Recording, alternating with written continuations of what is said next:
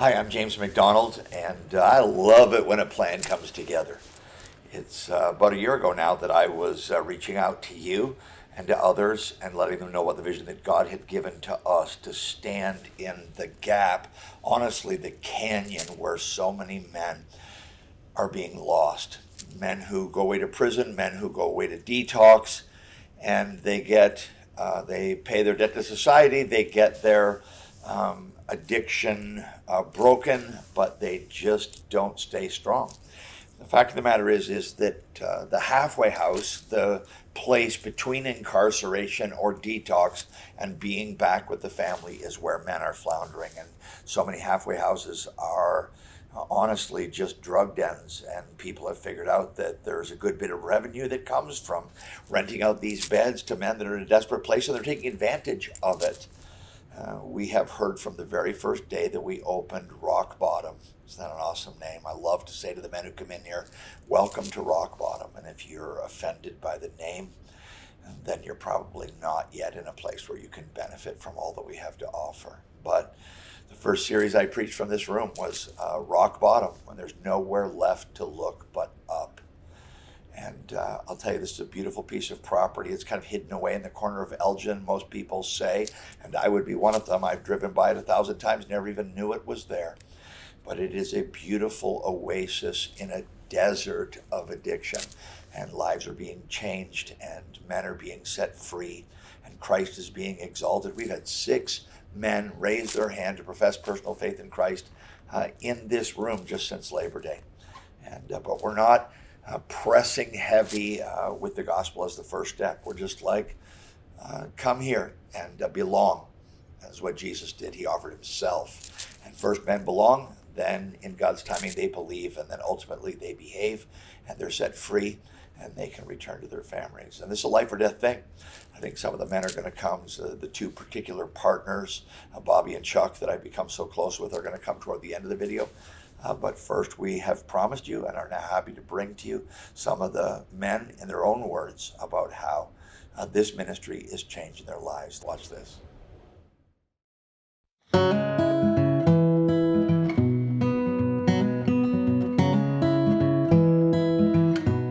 Oh, my life was a big spiral. I was out of control with my drinking and my drug use.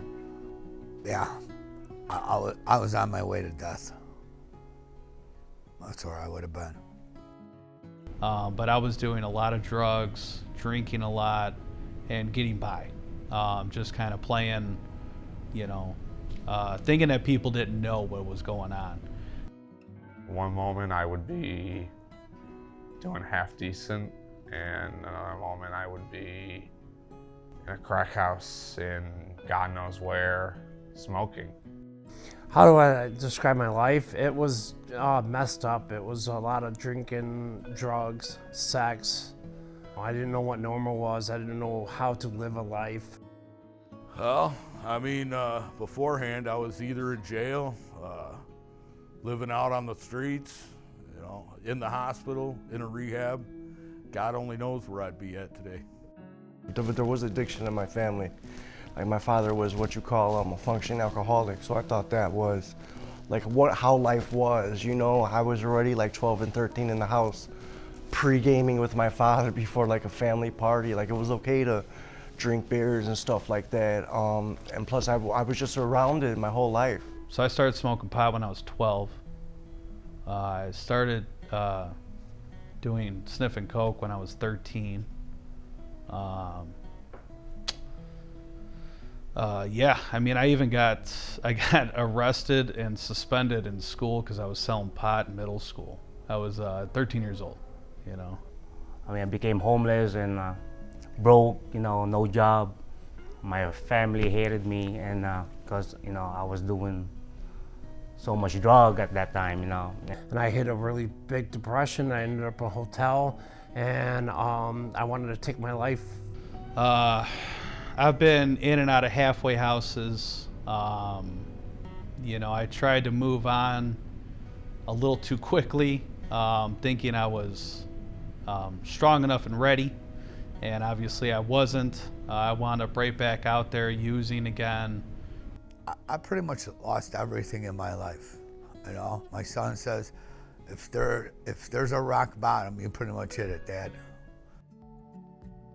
Yeah, I've been to rehab 5 times. I had moments of sobriety, but this is the longest I've actually been sober. Yeah, when I got here, man, I said, all right, you know, this is about time. It's time for me to start stepping up and doing the right thing. And The minute I got here, I was welcomed. First impression was being welcomed with open arms. Everybody was I don't know how to say it, they welcomed me in as if they had already known me for a while. You know, they say we're a brotherhood here, and no brother is left on the ground. We all pick each other up. And I've never experienced that from all my other experiences in life. You know, we all talk, we help each other out, go to meetings together, or, you know, just, you know, it's like a family here more than just a place to stay. For me anyway, it's like a family, you know, because I really don't have much family of my own, so this is pretty much my family. Actually having other addicts help me was something very special. you know, one of the biggest things, and like I tell everybody, man, is I pray every day. I literally hit my knees in the morning when I wake up next to my bed and I pray every single day. I have not missed a day in almost 8 months that I've been sober. My sponsor brought me here and changed my life, and thanks God, you know. My kids from my first marriage used to call me James or Mr. Hayes, and now they're calling me Dad. I couldn't have done it without this place. You know, left up to my own demise, I'd be out there probably using it again. It's given me strength. It's given me hope. It's done a lot of things for me. Rock bottom for me is a new way of life. It's a different kind of family. It's a different kind of living. This place saved my life, and it's given me a life. It's not saving my life, but it's given me a life. It's unbelievable. I mean, this place is really, it's the Lord's work is happening here. You know, when intaking patients into the house or clients into the house, it is very, very emotional for me. It's like watching a rerun of my own life. And pardon me for crying, because it is such a powerful thing. And you know, what we deal with here is life or death. That's real evident. You know, we've lost a couple people from here early on that have left and tried to do it on their own, and they are now not with us anymore. So I think what's really different about Rock Bottom is first is we're bringing Christ into Rock Bottom, teaching men a different way of spirituality, a different walk. But we're giving them structure. We hold accountability. Accountability goes far. For God to give me an opportunity to use me as a vessel of His will, and it's doing it right here, you know, that's just a very humbling experience to me.